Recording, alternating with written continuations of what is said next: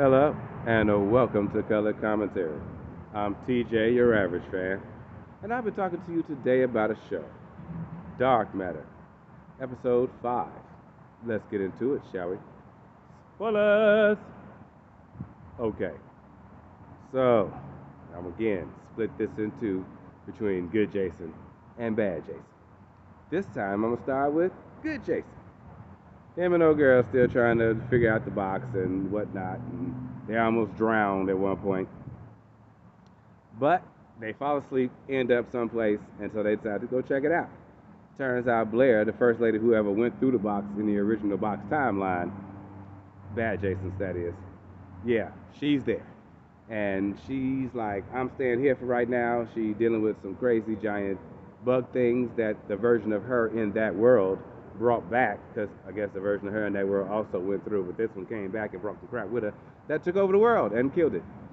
These giant bug things like bird bug bees with giant stingers. Weird.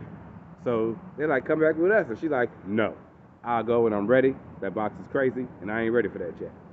So they leave her there to her own devices. So I figure Blair will be back. We're going to see Blair again for something.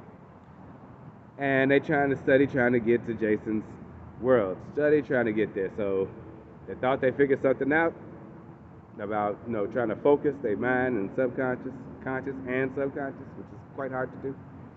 And he ends up with what he thought was his world, which I don't know how he thought it, with it being empty. But it was a plague world. Everybody was dying from a plague of some sorts, and apparently he was already dead. So his wife was about to die, and his son was dead. Messed up. So I'm like, they got to get out of here. So then they get out, and they go to another world where he thinks that this is it. Now this one's populated. It looks normal looking. They walking through Chicago's Logan Square. I seen the sign. I know it. And yeah, I was like, okay, this might work out. So he then went to the house, getting ready to preparing himself to confront bad Jason. Yeah, he's not in his world. He's in a whole world where he's a criminal and locked up. So his wife then called the police on him. He just had a tussle with his son. It was messed up. So twice now he has failed to get home. I don't know how he's going to do it, but in this process, because they had to get back to the box, they decided to go to old girl's house because they needed a car. In this world, not only is he a criminal, but she's dead. So her grandma like, oh my God, you're alive, ah! Crazy. So they had to hurry up and get up out of there. They working it out. They getting a little closer to figuring out how this box works.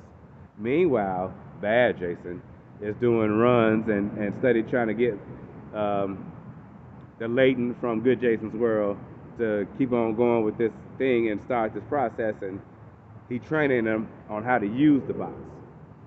So he decided, okay, you give me enough stuff, I'll give you $1 million a vial for the injections to be able to use the box. So Jason decided he went home and apologized to his wife, finally told her good Jason's wife, and finally told her some of what he was up to, because she's like, you keeping all these secrets, you're doing all this side stuff, I don't know what's up with you. And he gonna have to nip that in the bud. But because he's making this deal with Layton, he has to go back to his world to get more of the ampoules, the shots, because he don't just get them. You got to go to some place where they already got them and take them.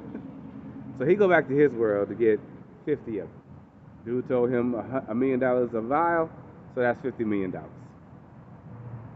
But while he was there getting it, he saw what had happened. The good Jason and his girlfriend went in the box, and now they somewhere searching around. So he like, okay, they coming, they looking for me. And the lady that was watching over it told him that Layton also went through the box, and that the blood on the ground was from the security girl whose fingers got cut off. So I'm like, this ain't just making no sense whatsoever. But he like, okay, this ain't gonna work for me. He went back to his, gave the Layton the vials, and was like, okay, I'm gonna train you some more, you're good to go, and after that, I am gonna have to seal this box up. This box I'm gonna have to seal because he's trying to keep good Jason out, and he knows good Jason in there looking for him, trying to get back. I don't think that's a great idea, Layton, because what if you need to come home? Just saying. Yeah, that's just a all around bad idea. But that's how the episode ended, with him telling Layton he's gonna seal the box. And I'm like, oh boy, if you don't crack him upside the head and run immediately, I don't know what. You deserve whatever you get, Mr. Layton. And then if Layton, you going in there, what about the Layton from Bad Jason's World that's already in there? Are you gonna run into him? Are y'all gonna have the same thought about something and end up on the same world? Crazy, crazy. We also learned that the box does not necessarily take you to the infiniteness of the multiverse, just any possible place where you could have existed or did exist. That's where it's taking you.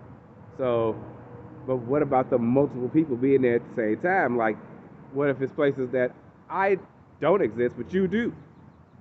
What then? And I never was going to exist there. It breaks your brain to think about it, and I love it. Okay, so that was episode 5 of this crazy show, Dark Matter. I will see you guys next time for another one. In the meantime, have a great day.